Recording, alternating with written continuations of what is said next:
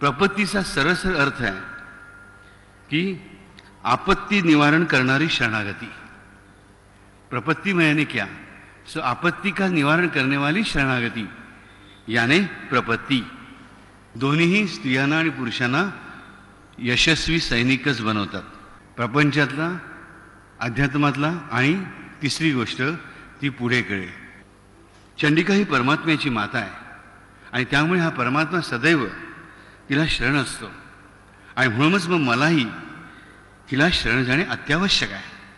चंडिका ही स्वतः व आपल्या लाडक्या पुत्राकरवी आपले रक्षण करीलच असा विश्वास बाळगणे व वारंवार व्यक्त करणे. नुसतं बाळगणं नाही तर बाळगणे आणि व्यक्त करणे. चंडिकेच्या पुत्राचा आश्चर्य पत्करणे. चंडिका का जो पुत्र है जिसे हम परमात्मा कहते हैं, महाविष्णु कहते हैं, साईं कहते हैं, राम कहते हैं, कृष्ण कहते हैं, परमशिव कहते हैं, त्याच्या आश्रयाला राहणं, त्याचं नित्य स्मरण करणं, त्याच्या आज्ञेत राहणं, त्याच्याच तोच माझा आधार आहे असं जगणं, हा या प्रपत्तीचा एक महत्त्वाचा भाग है. ये संक्रांति के दिन होती है, संक्रांत के दिन. सो ऑब्वियसली 14 जनवरी और 15 जनवरी, राइट. यही दिन क्यों? क्योंकि इसी दिन माता महिषासुर मर्दिनी ने पृथ्वी पर पहला कदम रखा था कर्दम ऋषि के आश्रम में. कर्दम ऋषींच्या और देवहूतीच्या आश्रमामध्ये ह्याच दिवशी, संक्रांतीच्या दिवशी, माता महिषासुर मर्दिनीने कतराज आश्रमामध्ये महिषासुराला मारण्यासाठी पहिलं पाऊल ठेवलं. तो दिवस म्हणजे संक्रांत. आरक्षण म्हणून ह्या दिवशी ही मंगलचंडिका प्रपत्ती केली जाते स्त्रियांसाठी.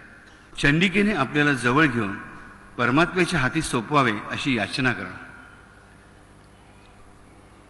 श्री माँ, ये माँ चंडिका, तू मुझे अपने गोद में ले ले और गोद में लेने के बाद मुझे तेरे चाहते पुत्र के यानी परमात्मा के हाथों में मुझे सौंप दे, ये प्रार्थना करना. और पांचवा तत्व है चंडिकेच्या कृपेनेच अधिकाधिक भक्ती संपादन करून प्रपंच व अध्यात्म यशस्वी होण्यासाठी, सफल संपूर्ण होण्यासाठी चंडिकेला शरण जाणे. स्त्री सुद्धा ज्या व्रत करते आणि फक्त कुटुंबासाठी मागते तर कुटुंबाचे रक्षण करते बनते. पण जर तिने माहिलं की मला कुटुंबाचे रक्षण करायचं आहे, धर्माचंही करायचं आहे आणि देशाचंही करायचं आहे, तर ती सुद्धा ह्या तिन्हींचं रक्षण करणारी सैनिक बनते.